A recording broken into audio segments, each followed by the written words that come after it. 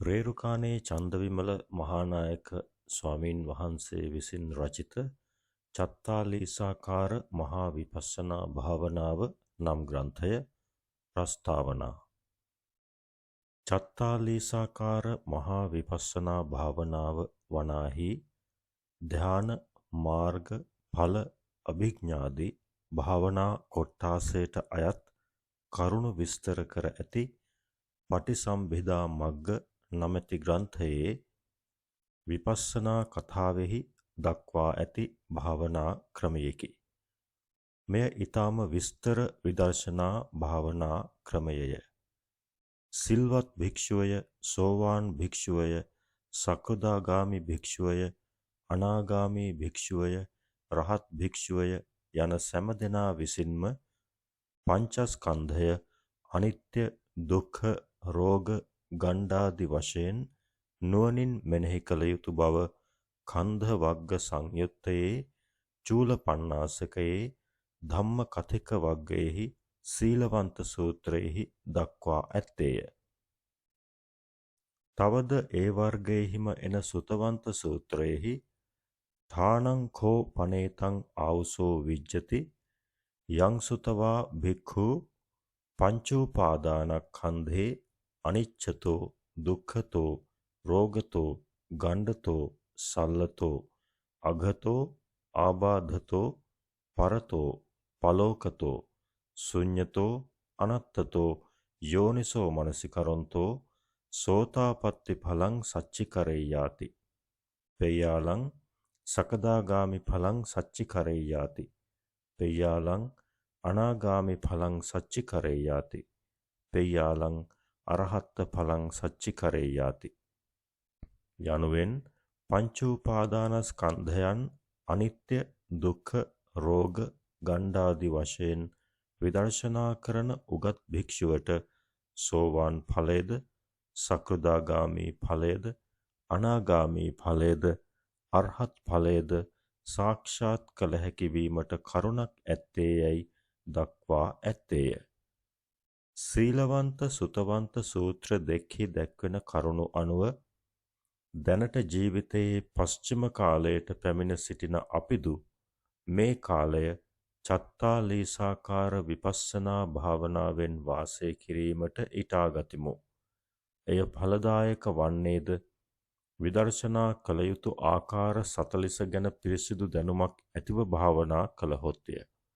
කියවීමෙන්, කීමෙන්, ඇසීමෙන්, සිතීමෙන් යම් කිසි කරුණක් ගැන ඇතිවන දැනුමට වඩා උසස් දැනුමක්, පිරිසිදු දැනුමක්, පුළුල් දැනුමක් ඒ දෙය විස්තර කර ලිවීමෙන් ඇති කරගත හැකිය.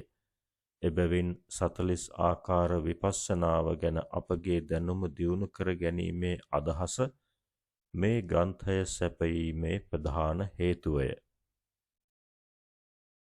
කාහටත් යෝග්‍ය උසස් භාවනාවක් වන මේ චත්තාලීසාකාර විපස්සනාව කිසිම පොතක විස්තර කර නැත. මේ භාවනාව විස්තර කරන විශේෂ ග්‍රන්ථයක්ද දක්නට නැත. එය නිවන් සොයන සැදැහැවතුන්ට ඉමහත් පාඩුවකි. ඒ පාඩුව පරිමසාලීමද මේ ග්‍රන්ථය සම්පාදනය කිරීමේ එක් හේතුවකි. අනේකාකාර විදර්ශනා භාවනා ක්‍රම ඇත්තේය. ඒ සෑම භාවනා ක්‍රමයකින්ම බලාපොරොත්තු විය යුත්තේ ස්කන්ධයන්ගේ අනිත්‍ය, දුක්ඛ, අනාත්ම යන ලක්ෂණ තුන අවබෝධ කිරීමය. අනිත්‍ය ආදී ලක්ෂණ තුන 40 ආකාරයකින්ම විස්තර කරන මේ ග්‍රන්ථය භාවිත කිරීම කවර ආකාරයකින් වුවද විදර්ශනා වඩන යෝගාවචරයන්ට සංස්කාරයන්ගේ අනිත්‍ය ආදී ලක්ෂණ අවබෝධ කර ගැනීමට මහෝපකාරයක් වනු ඇත. භාවනා මධ්‍යස්ථානවල භාවනා පුරුදු කළා වූද, දැනට භාවනා කරන්නා වූද, මතු භාවනා කිරීමට බලාපොරොත්තු ඇත්තා වූද සියලු සදහැවතුන්ට හා සසර දුකින් මිදෙනු රිසියෙන් සසුන් වැද පැවිදිව සිටින කුලපුත්‍රයන් හටද මේ පොත කියවීමෙන් ඉමහත් ප්‍රයෝජනයක් ලැබිය හැකි වනු ඇත. මේ පොත කියවීමමද භාවනාවක් වෙයි. මෙය නැවත නැවත කියවන පින්වතුන්ට පංචස්කන්ධයේ සැබෑ తත්වය වසා සිටින අවිද්‍යාව නැමැති වලාකුළ තුනී වෙයි. කාමච්ඡන්දය තුනී වෙයි. එයින් ඔවුන්ගේ සිත භාවනාවට නැමෙයි. නිවන් සෙවීමට නැමෙයි.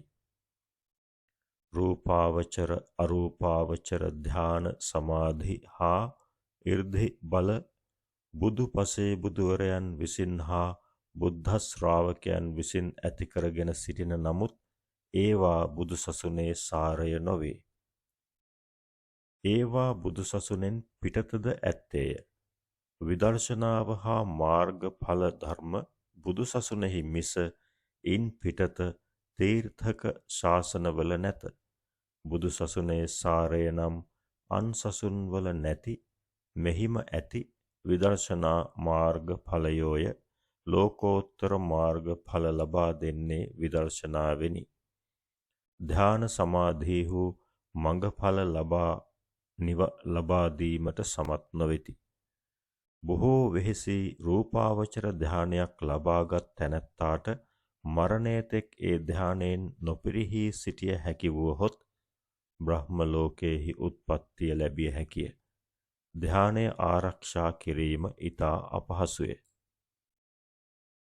අපමහ බෝසතාණන් වහන්සේ පවා ධ්‍යාන ලබා සිට නොඑක් ජාතිවලදී ඒවායින් පිරිහුණ බව ජාතක කතාවලින් පෙනේ.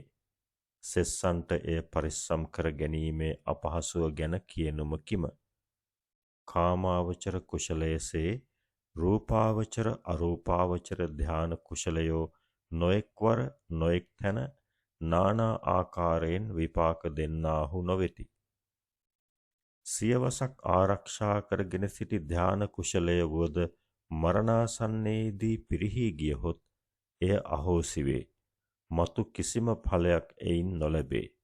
විදර්ශනා භාවනා ක්‍රමයක් උගෙන එය භාවිත කරන පින්වතාට වර්තමාන භවයේදී විශේෂත්වයකට නොපැමිණියහොත් ඒ පිනෙන් ඔහුට දෙව්ලොව ඉපදිය හැකිය. බුදුරජාණන් වහන්සේගෙන් එදා බණ අසා මඟඵල ලැබූ බොහෝ දෙවියෝ අදත් දෙව්ලොව ඇත්තාහ. ඔවුන් ආශ්‍රයෙන් ඔවුන්ගෙන් දහම් ඇසීමෙන් මිනිස් ලොවදී විදර්ශනා පුරුදු කළ පින්වතාට දෙව්ලොවදී මඟඵල ලැබීමට ඉඩ ඇත. එසේද නොහැකි වුවහොත් බුදු කෙනෙකුන් හමු වූ විටකදී ඔහුට ලෙහෙසියෙන් මඟඵල ලබා නිවන් දැකිය හැකිය. බුද්ධෝත්පාදය දුර්ලභය. බුදුසසුනෙන් ලැබිය යුතු උසස් ප්‍රයෝජනය ලැබීමට නම් බුදුසස්නෙහි පමණක් ඇති විදර්ශනා භාවනාව කළ යුතුයමය. ආනාපාන මෛත්‍රී අශුභාදි සමථ භාවනා නොකළ යුතුයයි අපි නොකියමු. ඒවාම භාවනා කිරීමෙන් බුදුසස්නෙන් ලැබිය යුතු උසස් දෙය නොලැබෙන බැවින් විදර්ශනා වැඩීම සෑම දෙනා විසින්ම කළ යුතුය. සමත භාවනාවෙන් සමාධියක් උපදවා නොගෙන විදර්ශනා වැඩීමෙන් පලක් නැතයයි යන මතයක්ද සමහරුන්ට ඇත්තේය. එය වැරදි හැඟීමකි. ඒ ගැන දත යුතු කරුණු මේ පොතේ අග කොටසෙහි ඇත. ඒවා හොඳින් කියවා සැක ඇත්තෝ සැක දුරු කර ගනිත්වා. සමත භාවනාවලින් සමාධි උපදවා ධ්‍යාන උපදවා විදර්ශනා වඩන්නට සිටියහොත් විදර්ශනාවක් වඩන්නට නොලැබීම ජීවිතය කෙලවර වනු ඇත. එයින් ඔබට බුද්ධෝත්පාදයෙන් ලැබිය හැකි උසස් ඵලය නොලැබී යන්නේය. භාවනා කිරීමට පටන් ගන්නා අයගෙන් ධ්‍යානයක් මාර්ගයක් ඵලයක් ලැබීම දක්වා භාවනාව ගෙන යාම තබා තරමක සමාධියක් තරමක විදර්ශනා ඥානයක් ලැබෙන පරිදි වුවද භාවනාව පැවැත්විය හැකි වන්නේ ඊටාම ටික දෙනෙකුන්ටය. එයට හේතුව නීවරණයන් විසින් ඔවුන් පරදවනු ලැබීමය. භාවනාව දියුණු කළ හැකි වීමට නම් යෝගාවචරයා විසින් නීවරණ පෙරදවිය යුතුය. යෝගාවචරයෙකුට භාවනා කරමිය කියා කරන්නට ඇත්තේ නීවරණ සටනය. බුදු සස්නෙහි පැවිදිව ආර්ය ශීලස්කන්ධයෙහි පිහිටා ආර්ය වූ ඉන්ද්‍රිය සංවරයෙහි පිහිටා ආර්ය වූ සිහිනුවණින් යුක්තව විවේකස්ථානයකට එළඹ වාඩි වී කමඨහනෙහි සිත පිහිටුවාගෙන කාමච්ඡන්දාදී නීවරණයන්ගෙන් සිත පිරිසිදු කොට යෝගාවචරයන් ධානාදී ධර්ම ලබන බව බොහෝ සූත්‍රයන්හි තථාගතයන් වහන්සේ විසින් වදාරා ඇත්තේය. ඒ සූත්‍ර දේශනාවල දැක්වෙන අන්දමට යෝගාවචරයෙකුට භාවනා කිරීම වශයෙන් කරන්නට ඇති ප්‍රධාන දෙය නීවරණයන්ගෙන් සිත පිරිසිදු කිරීමය. මෙකල භාවනා කරමි කියා සමහර අවස්ථාවල යම් කිසිවක් මෙනෙහි කරන අය නීවරණ ප්‍රහාණය නැමැති බර වැඩක් තමාට කරන්නට ඇති බව පවා නොදනිති. ඔවුහු අනේකාකාරයෙන් තමන් කෙරෙහි නැගී එන නීවරණයන්ද නොහඳුනති. එබැවින් ඔවුහු නීවරණයන් විසින් පරදවනු ලදුව භාවනා කරමි කියමින් සමකල්හි එක තත්වයෙන්ම සිටිති. නීවරණයන් ප්‍රහාණය කිරීමට වීරය නොකරන ඔවුනට කිසි කලෙක භාවනාවෙන් උසස් ඵලයක් නොලැබිය හැකිය. නීවරණයන් නොහඳුනන්නවුන්ටද නීවරණ ප්‍රහාණය නොකළ හැකිය. එබැවින් සසර දුකෙන් මිදෙනු රිසියෙන් භාවනා කරන පින්වතුන්ට නීවරණයන් ගැන දැනුමක් ඇති කර දීම පිණිස නීවරණ විස්තරයක්ද ලියා මේ ග්‍රන්ථයට එකතු කරන ලදී. මේ නීවරණ විස්තරය හොඳින් කියවා ඒවා ගැන දැනුමක් ඇති කරගෙන භාවනාව කරගෙන යන යෝගාවචරයන්ට නීවරණ ප්‍රහාණය පහසු වනු ඇත.